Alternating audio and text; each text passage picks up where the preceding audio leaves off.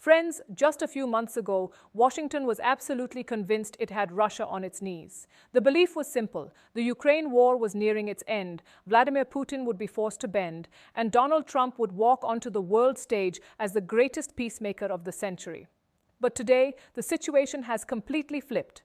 The game has changed, and at the center of this new global chessboard, one name is being discussed more than ever: India. When Donald Trump returned to power in 2025, his first major foreign policy objective was clear: stop the Ukraine war. The Trump administration believed Russia was surviving the conflict for only one reason: massive revenues from oil and gas exports. The strategy was straightforward: hit Russia's energy income, cripple its economy, force Putin to negotiate. The US imposed its toughest ever sanctions on Russian oil and gas. Europe was cut off completely from Russian energy. Asian nations were pressured to fall in line. But the real target wasn't Europe. It was India. After the Ukraine war began, India started buying record volumes of discounted Russian oil, and that deeply irritated Washington. In August 2025, Trump made a dramatic move. The US slapped a 25% additional tariff on India for purchasing Russian oil. Combined with existing duties, total tariffs climbed close to 50%, among the highest in the world. The message was blunt: stand with America or stand with Putin.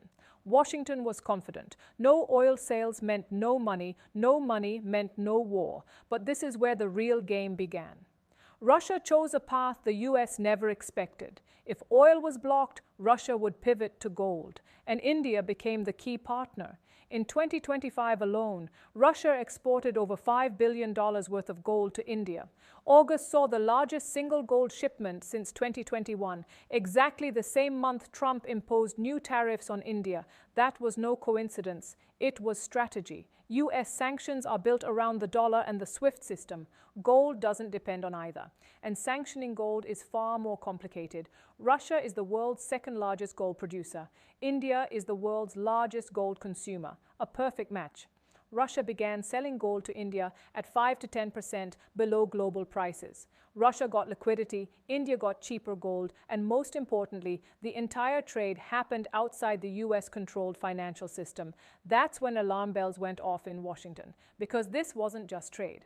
This was de-dollarization in action. Russia trades with China in yuan. With India, it trades in rupees and gold. A parallel economic system outside Western control was taking shape, and the results shocked everyone. Instead of collapsing, Russia grew stronger. In 2025, Russia's GDP growth remained positive. Military spending crossed $100 billion. Funding for the Ukraine war continued without disruption. The plan designed to break Russia backfired. Now, India's role becomes crucial. India didn't confront the US head-on, nor did it abandon Russia. It slightly reduced Russian oil imports, but didn't cut them off. At the same time, it increased supplies from Saudi Arabia and Iraq. On gold, India seized the opportunity. India's message was crystal clear: energy security comes first. Yes, risks remain. If the US tightens controls on gold trade in the future, pressure could rise. But for now, India is managing the balance through diplomacy, not confrontation. In the end, this isn't just a story about Russia or America. It's the story of a changing world, of weakening sanctions, of a global financial order slowly shifting, and above all, it's the story of an India that is no longer just a market, but a global power balancer.